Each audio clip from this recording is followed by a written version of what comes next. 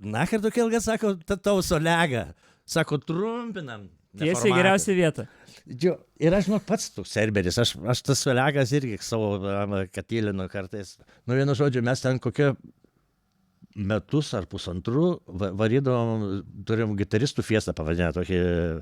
Tai yra čia 4 gitaros, Rebelhatė komponuoja, Darius kartais padainuoja, ten su publika pabendrauja ir solo, bleva. Jo, man. Ten, čia 4 valandos solo.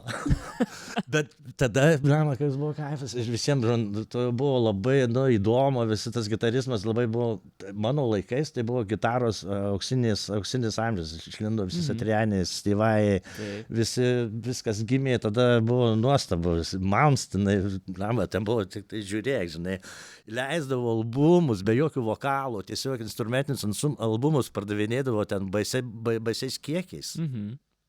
Gitaristai, bleva, ne šiaip.